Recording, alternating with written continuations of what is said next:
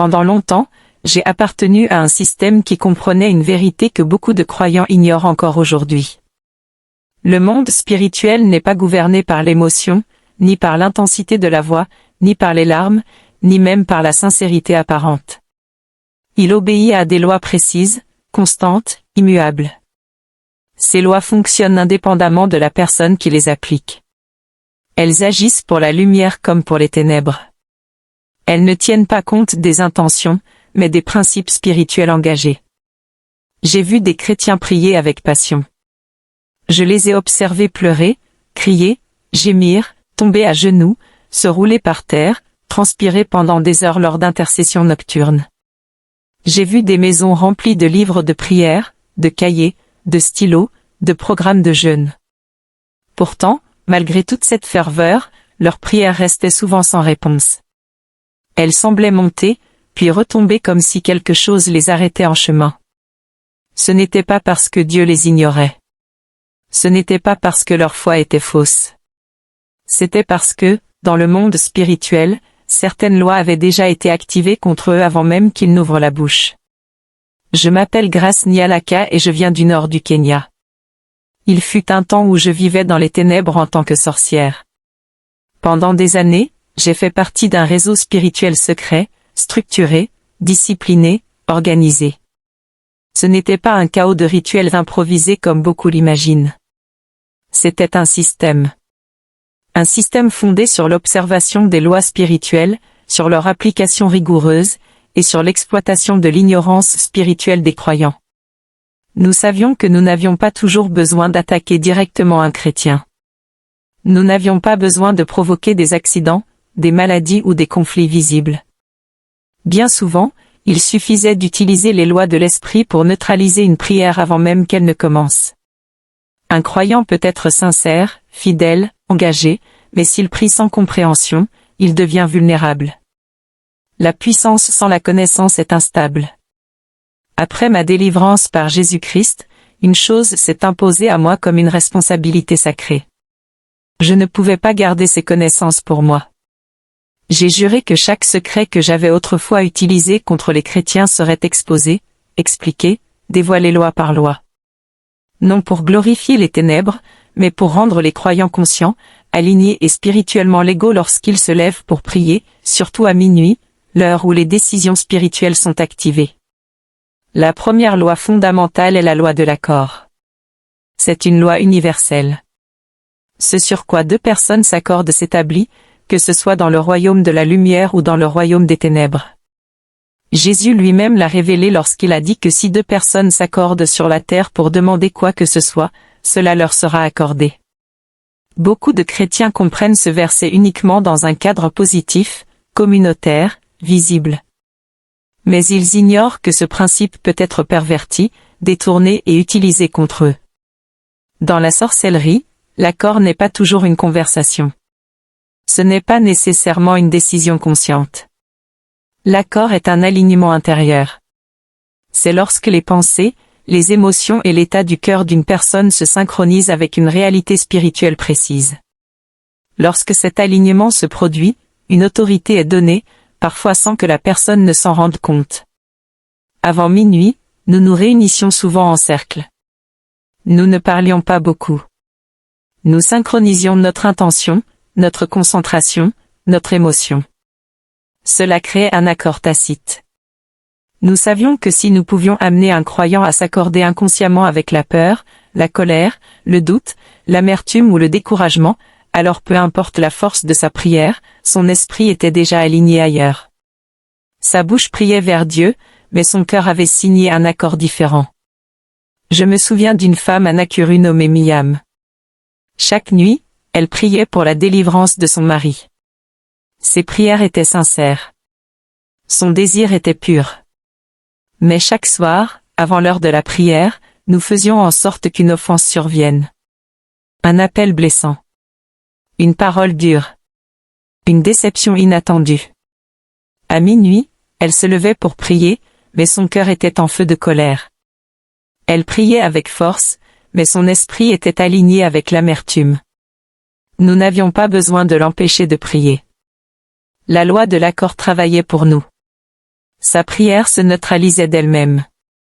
Un autre cas concernait la fille d'un pasteur. Quelques minutes avant minuit, une pensée était déposée dans son esprit. Tu perds ton temps.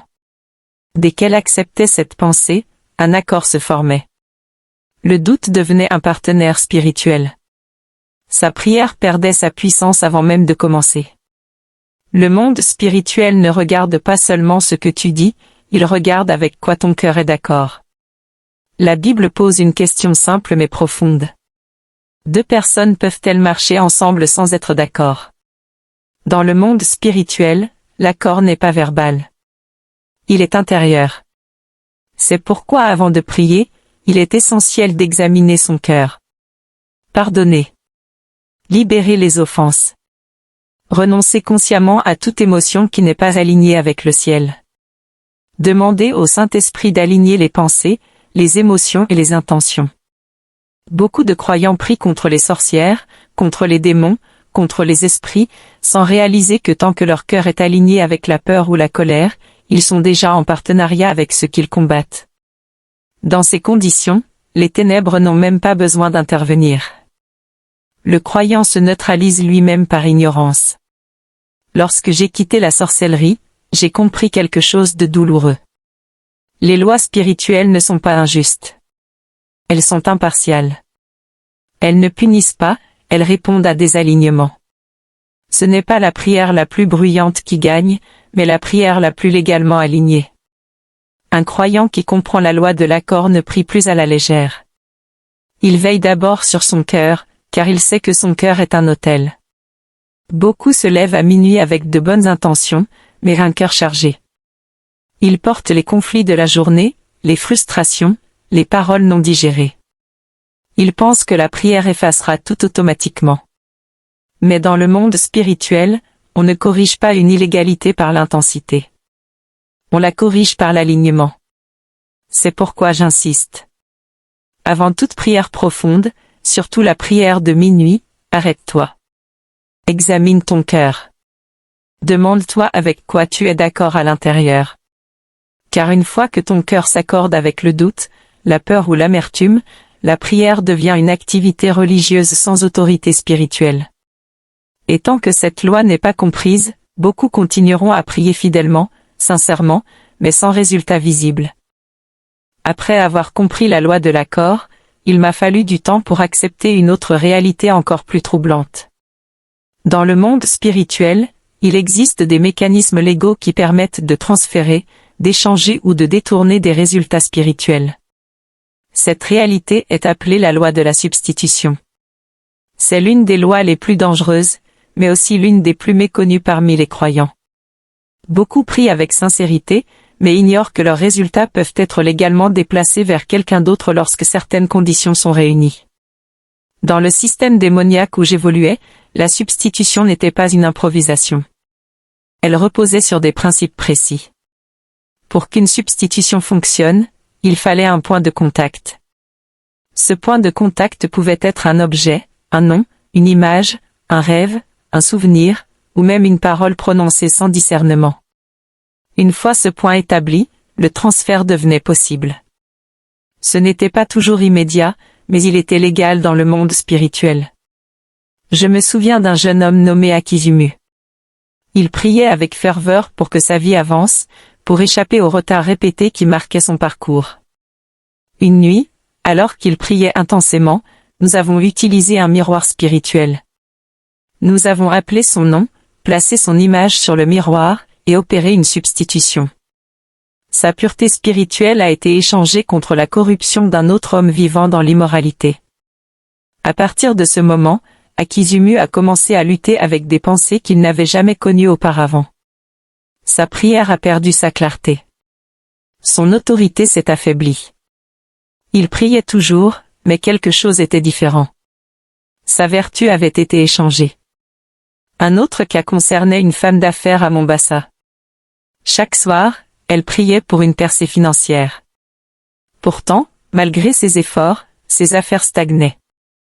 Ce qu'elle ignorait, c'est qu'elle conservait un ancien objet hérité de sa grand-mère. Cet objet était un canal spirituel actif.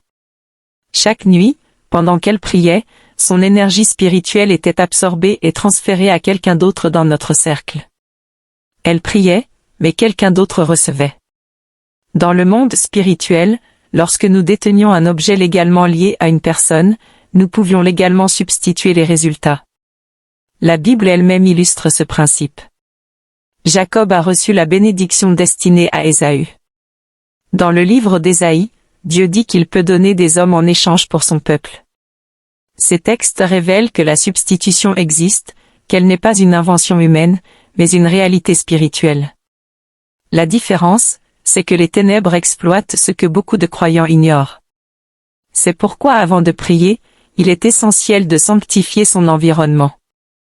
Il faut examiner sa maison, ses objets, ses héritages, ses cadeaux.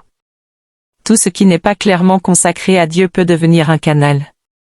Détruire les objets impurs, renoncer consciemment à toute alliance inconnue, prier par le sang de Jésus.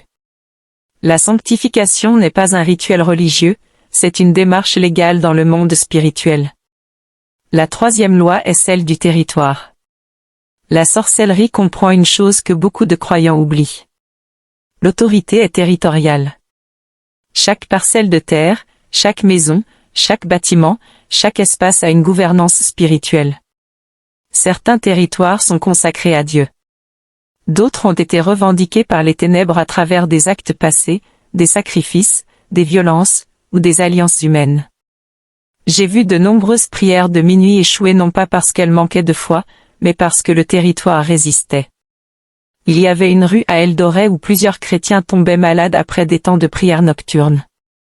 Des années auparavant, du sang humain avait été versé dans un canal à cet endroit. La terre avait été revendiquée spirituellement. Tant que cette terre n'était pas purifiée, les prières s'élevaient mais ne produisaient pas de résultats durables. Dans l'internat où j'exerçais autrefois, il existait une salle précise. Toute fille qui y priait la nuit s'endormait, devenait confuse ou distraite. Ce n'était pas un hasard. Cet espace avait été revendiqué spirituellement. Nous en étions les propriétaires légaux dans le monde invisible. Peu importait la ferveur de la prière, tant que le territoire n'était pas reconquis, la résistance demeurait. La Bible parle clairement de ces réalités. Dans le livre de Daniel, un ange explique qu'il a été retardé par le prince de Perse. Ce n'était pas un démon personnel, mais une autorité territoriale. Le psaume affirme que la terre appartient au Seigneur, mais cette appartenance doit être affirmée, déclarée, reconquise.